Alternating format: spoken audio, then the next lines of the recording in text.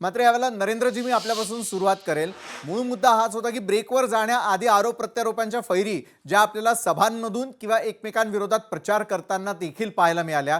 मात्र काही ठिकाणी जसं दुबार मतदानाच्या घटना घडताना दिसल्या, अनेक ठिकाणी बोगस मतदान सुरू असल्याचा आरोप सुरू होता, अनेक ठिकाणी तर मतदान प्रक्रियेवरती देखील शंका उपस्थित केली गेली आणि तिथल्या केंद्रांवरती अक्षरशः राडा झाल्याचं पाहायला मिळालं। हे सगळं कोण करतं? राजकीय पक्ष, मतदार की उमेदवार की निवडणूक आयोग किंवा यंत्रणा? नेमकं आपण कुणाकडे पाहायचं?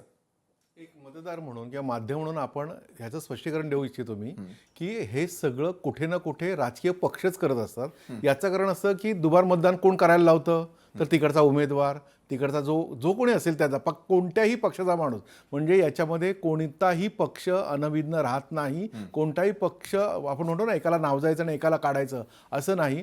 प्रत्येक ठिकाणच्या आपण जर तक्रारी बघितल्या तर आरोप प्रत्यारोप हे एकमेकांविरोधात आहेत। म्हणजे इथे कोणीतरी दुबार मतदान केलं असेल किंवा बोगस मतदान केलं असेल तर दुसरीकडे दुसऱ्या पक्षाने मतदान केलं असेल। जेव्हा तुम्ही सक्षम लोकशाहीसाठी सजग निवडणुकीला सामोरे जाता तेव्हा मुळात हे प्रकार तुम्हाला का करावे लागतात?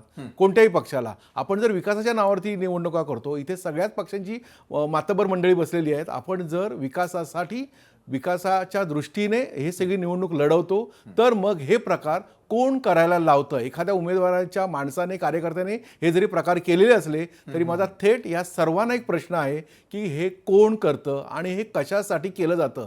जर निवडणूक जिंकायची असेल तर तुम्हाला तुमचा एक विश्वास असतो, आत्मविश्वास असतो। ज्या आत्मविश्वासाने आपण जेव्हा कोणताही पक्ष म्हणतो होय महापौर आमचाच बसणार, आम्हाला इतक्या जागा येणार, हे जेव्हा तुम्ही ज्या आत्मविश्वासाने म्हणता, तुम्ही तुमच्या कामाच्या जोरावर म्हणता, मग हे ज्याला आपण छुटपूट प्रकार म्हणू बोलीभाषेमध्ये, हे प्रकार करण्याची गरज कोणत्याही पक्षाला का लागते हा सर्वांसाठी एक प्रश्न आहे।